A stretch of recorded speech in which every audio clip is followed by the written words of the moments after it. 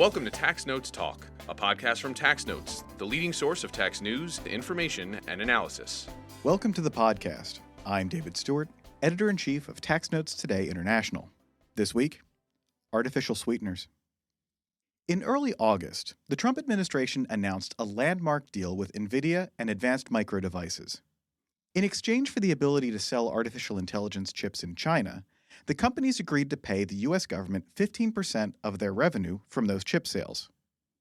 And while the government isn't calling the deal a tax, it kind of looks like one.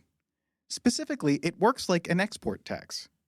And it's that similarity that raises questions about the deal's legality, since the Constitution expressly prohibits export taxes.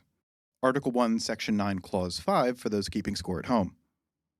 So does the agreement hold up under constitutional scrutiny? And assuming the deal goes forward, would it be an effective revenue raiser? To help us make sense of these developments, I'm joined by Tax Notes contributing editors Robert Goulder and Joe Thorndike. Bob, Joe, welcome back to the podcast.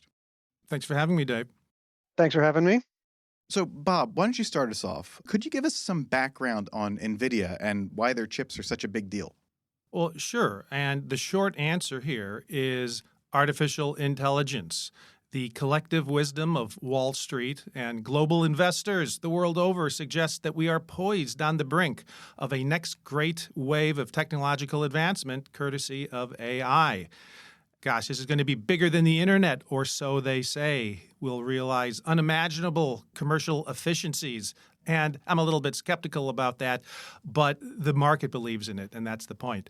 It follows that any nation that is going to dominate in geopolitics had better also dominate in the trenches of AI competition. And having the best tech means having the best chips, and that's where companies like Nvidia and AMD are key. They're world leaders in that field.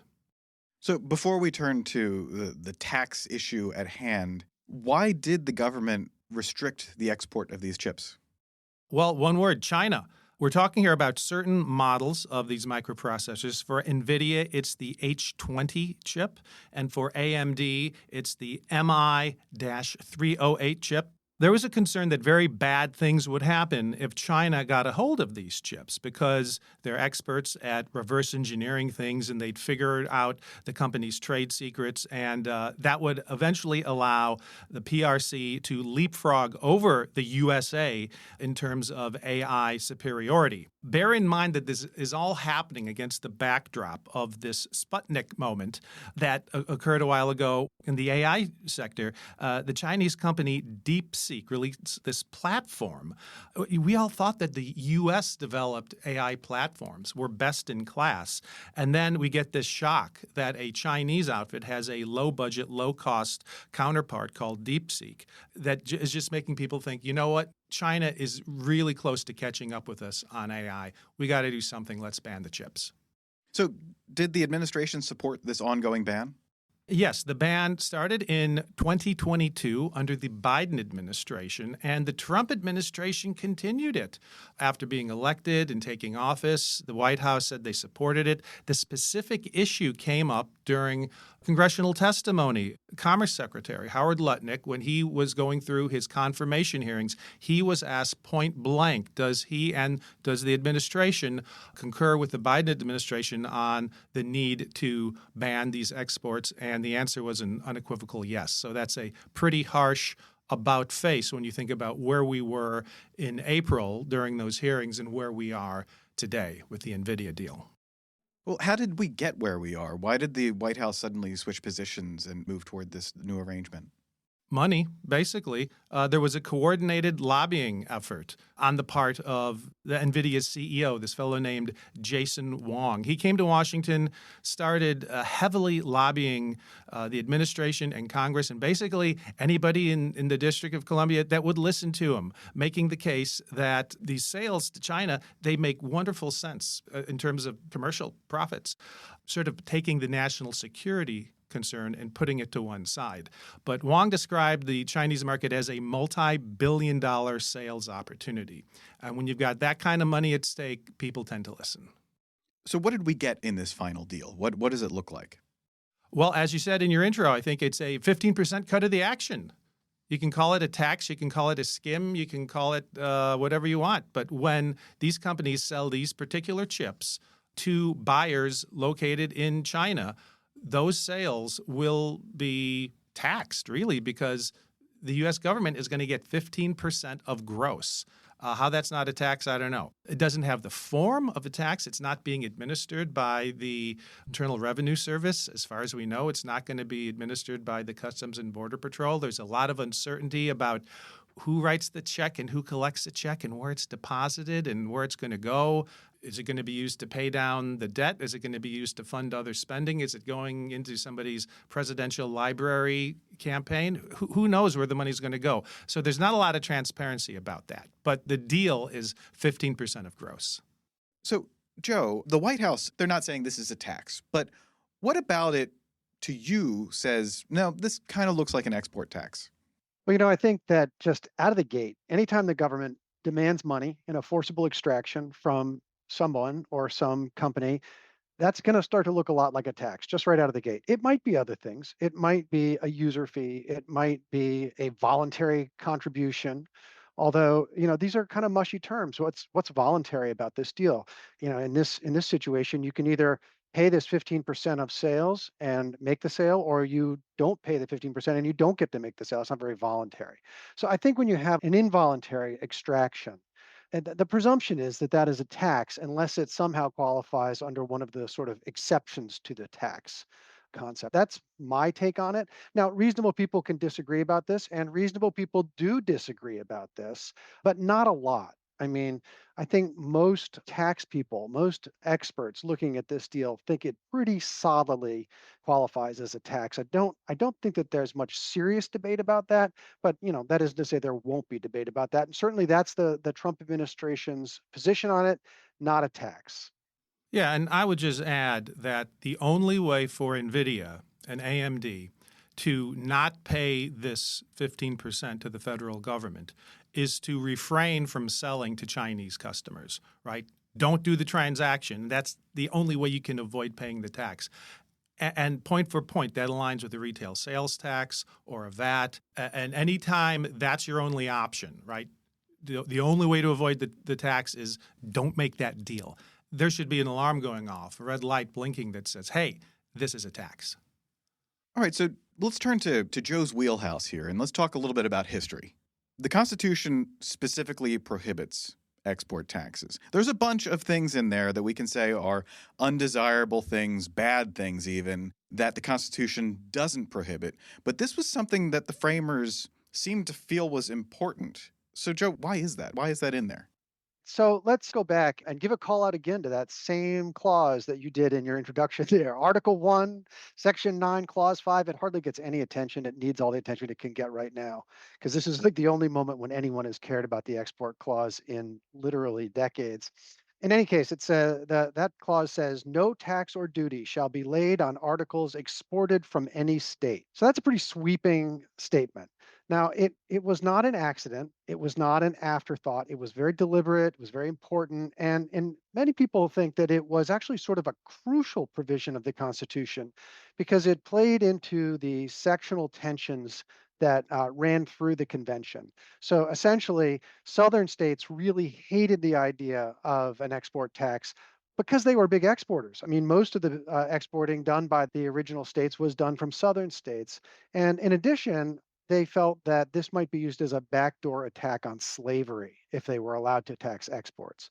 Because the Southern economy was so heavily agrarian and organized around agrarian exports, they felt that an export tax on the South's principal crops would be a way of going after that peculiar institution, as they referred to it. So I think it's pretty convincing argument that the export tax was crucial to getting Southern support for the Constitution more generally. It was considered a really important element of the debate at that period. Also, its sweeping language, this sort of blanket prohibition on any sort of excise tax, that too was very intentional. The drafters considered a variety of sort of half measures, like, hey, maybe we should prohibit export taxes on some goods, but not on others. And they actively decided not to do that because they needed to reassure the South, we will not use this technique of raising revenue because it's, hurt your interest too much. So that sweeping quality of it is also a very deliberate thing. The other thing to keep in mind here that I think is important is that the Supreme Court has generally interpreted the clause in that same sweeping way that the convention originally intended. The court has essentially ruled off the table anything that even looks like an export tax or might operate like one, even if it's framed differently. So there's an important 1901 case, Fairbank versus United States, and the court concluded then that, quote, if all exports must be free from national tax or duty, such freedom requires not simply an omission of a tax upon the articles exported, but also a freedom from any tax which directly burdens the exportation. So, even if it's not, hey, we're going to tax every item you export, if somehow you have a tax that interferes with that exporting, that too is banned by the export clause. So I think what we have here is in total, a pretty convincing story. The convention does this thing very deliberately because it wants to appease the South. It drafts the provision quite sweepingly to make that appeasement work. And then the court interprets it that way over time, over the decades. And really, as recently as sort of like the turn of the 21st century, the court more or less reaffirmed that sort of sweeping view of the export tax ban. So we have a fairly clear statement from the Constitution, but of course there's that question of, is this a tax? What do you say about this argument that, well, it's a user fee? It's not a tax, it's a user fee, so it doesn't fall into this. Well, as it happens, the court has addressed that question of user fees around exports. And what the court concluded was that if it's going to be a user fee, it has to meet some specific conditions. As I said, the court allows fees on exports, but the rules say, and the Nvidia deal does not follow these rules. The rules say that the fees have to be proportional to the government services or benefits received. And they cannot be they cannot be based solely on the value of the goods being sold. That's what the Nvidia deal does. So this seems very clearly at odds with what this exception that the court has carved out. I think it's a very hard case to make that this would be a user fee, given that it's an ad valorem tax on exports. So moving beyond the constitutional questions, are there other legal restrictions on the government's ability to just say, I'm taking a piece of the action on these exports? Actually, David, there's a statute on point about when the government can charge a fee and when it can't. For instance, it's not supposed to collect a fee in exchange for the issuance of an export license, and that's a statutory directive from Congress. On the other hand, there are some rules and regulations about Treasury collecting fees for the granting of an export license. So it's a little bit of a mixed record there. Certainly, there would be enough to justify a court challenge if you had the right type of litigant. So to that question, who is the right type of litigant? Who might have standing? So I assume that Nvidia or AMD themselves wouldn't challenge this because they're trying to get access to a market they don't have access to at the moment. But is there somebody else who could step in and say, no, this clearly violates the Constitution. I want this to stop? Well, that's a great question, and hopefully we'll find out, although I'm not confident that we will. The two parties who clearly have standing are the two parties that would be paying the export tax, and for the reasons you just mentioned, they're not going to be running off to court screaming about a constitutional grievance. Who else could possibly have standing? Maybe a disgruntled shareholder of either of these companies. They could make the argument that their pro rata share of the corporate profits is smaller than it otherwise would be because this 15% of the China sales is being soaked off and given to the federal government. That would be very interesting because it would pit the rationality of the shareholders against that of the corporation. The corporation would say, no, we're much better off because of this deal, because the pot of corporate profits is going to be that much bigger because we can sell into China. So query whether shareholders would have standing. What I think is fascinating is whether the states could.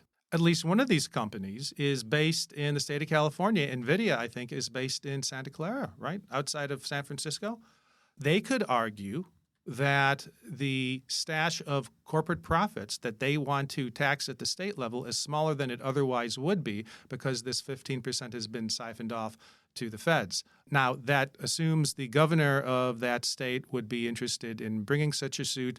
And as we've seen in a non-tax context, Governor Gavin Newsom does not seem terribly reluctant to file lawsuits against the Trump administration when he thinks some fraction has occurred. So we'll see. Maybe California has standing.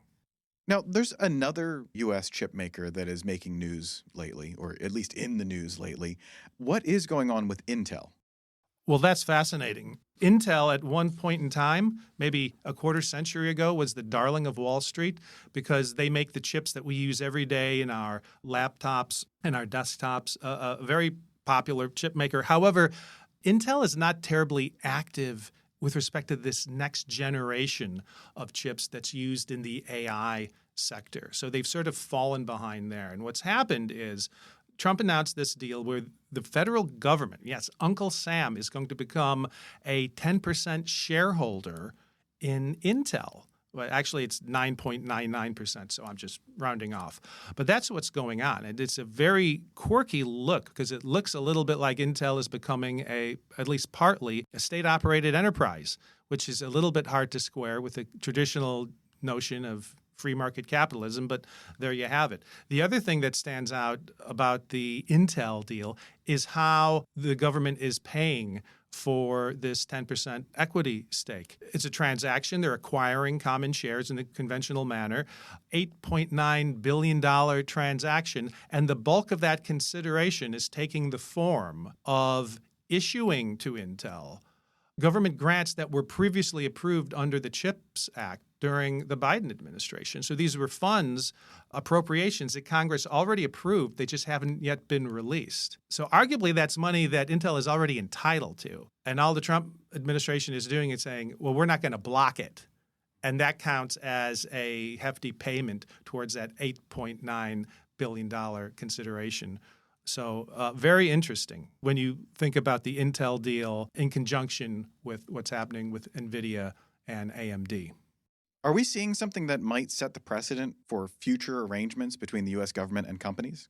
Oh, for sure. And in fact, they're openly talking about it. The Treasury Secretary has said that the Nvidia deal is going to be the role model for other types of arrangements like this. So that's a little bit interesting. Some might even say alarming for the reasons I mentioned before about this being a type of industrial policy that we haven't seen in a long, long time. You know, if you really squint and look hard at it, this type of industrial policy, it looks a little bit like what the Soviet Politburo might do, you know, in the 1940s and 50s. It doesn't really look like 21st century free market capitalism, but that's what we're going. Defenders would say this is what you need to do to win.